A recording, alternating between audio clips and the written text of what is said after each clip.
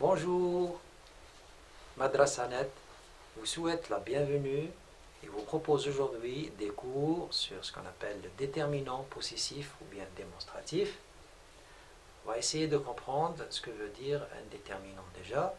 Un déterminant, c'est un mot qui accompagne le nom pour former un groupe nominal.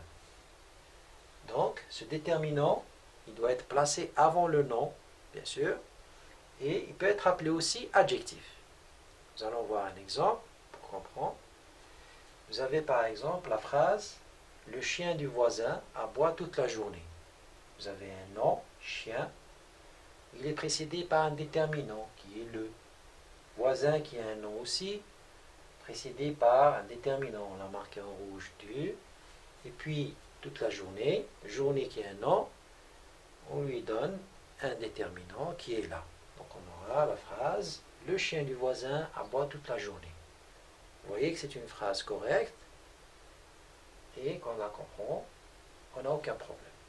Maintenant, on va essayer de voir si, en enlevant les déterminants, on peut avoir un sens, on peut donner un sens à cette phrase. Nous aurons chien, voisin, aboie toute journée. On a enlevé le, du et la. Voilà ce que nous aurons. Pensez-vous que c'est une phrase correcte? Non. C'est une phrase qui n'a pas de sens.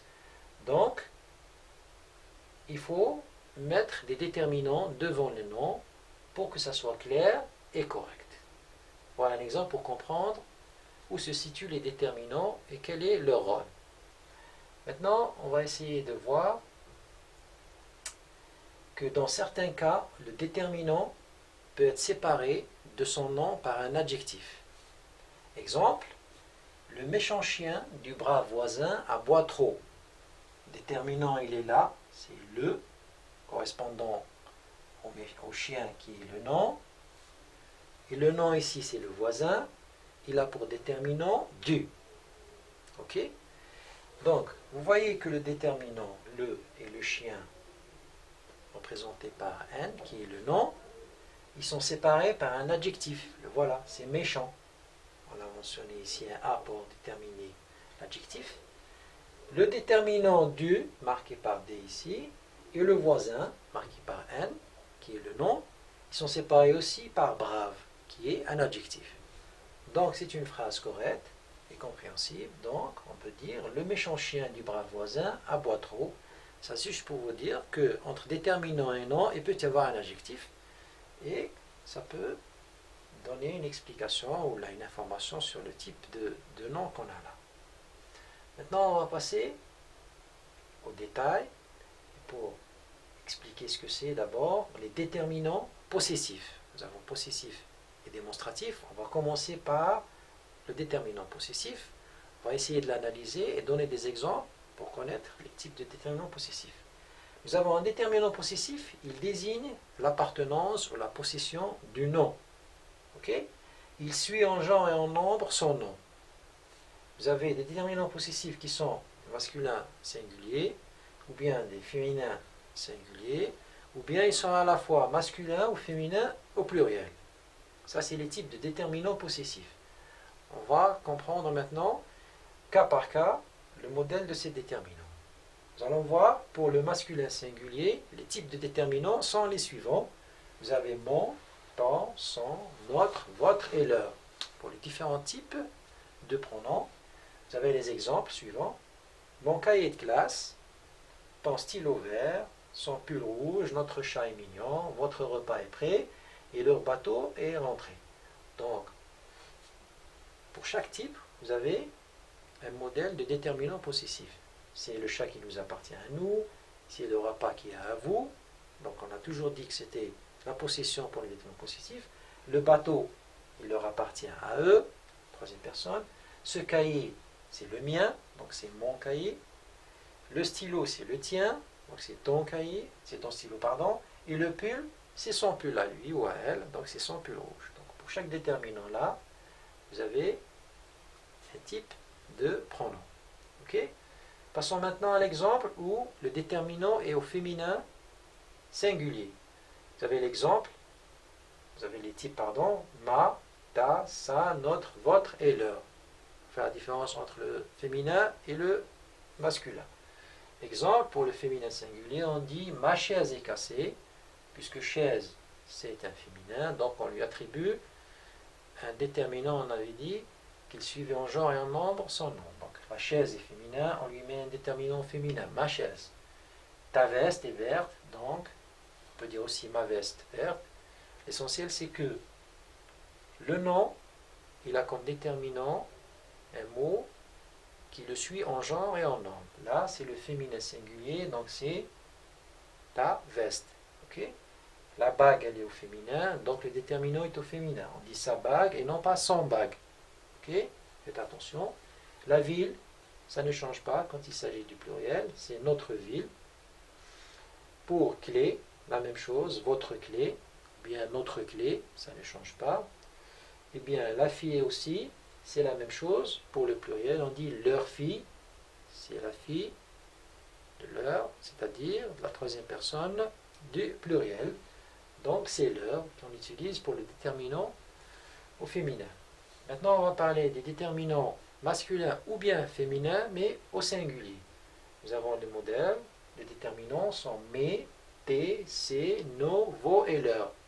Que ce soit une forme au féminin ou bien au masculin, au pluriel, pour les deux cas, féminin et masculin, nous utiliserons ces genres de déterminants. Mes, tes, ses, nos, vos, leurs. Vous allez voir avec des exemples, vous allez comprendre. Vous avez mes cahiers, c'est un singulier, c'est un masculin pluriel. Mes cahiers, donc, c'est mes qu'on utilise. Pour stylo, qui est au masculin pluriel, c'est T. Pour pull, qui est toujours un masculin pluriel, on met C. Pour chat, la même chose, c'est un pluriel, donc on met nos. Vos repas aussi, on met vos. Les bateaux, on met leurs. On peut mettre des mots, là c'est des mots au masculin pluriel, on peut mettre les féminins. On peut mettre aussi nos chattes, sont mignonnes. Donc nos ne change pas. Par exemple, pour repas, on change le mot repas qui est au masculin, on le met au féminin. Juste pour comprendre, on peut mettre nos vestes.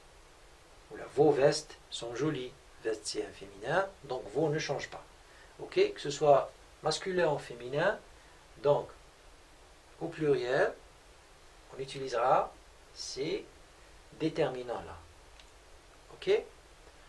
Maintenant, on va passer à l'autre type de déterminant, c'est les déterminants démonstratifs.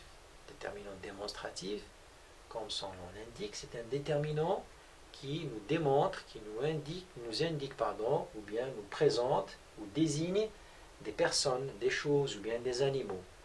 Ce genre de déterminant, c'est-à-dire le démonstratif, il suit en genre et en nombre son nom. Ok? Donc, nous avons trois cas aussi. Nous avons le cas où le déterminant est au masculin pluriel, le cas où il est au féminin, au masculin singulier, le cas où il est au féminin singulier, et vous avez le dernier cas où il est soit au masculin pluriel, soit au féminin pluriel. Il y a une petite différence entre les deux. C'est pas comme pour le déterminant qu'on avait possessif, c'est la même chose. Là, il y a une différence entre le féminin pluriel et le masculin pluriel. On va détailler ça cas par cas. Le premier cas, masculin pluriel, singulier, vous avez ce, cette, ceci, celui-ci et celui-là. Ça, c'est les déterminants masculins singuliers. Vous avez les exemples. Ce cahier de classe, c'est un déterminant démonstratif, masculin, singulier. Cet élève est brillant, masculin, cette CET, et j'ai deux stylos par exemple.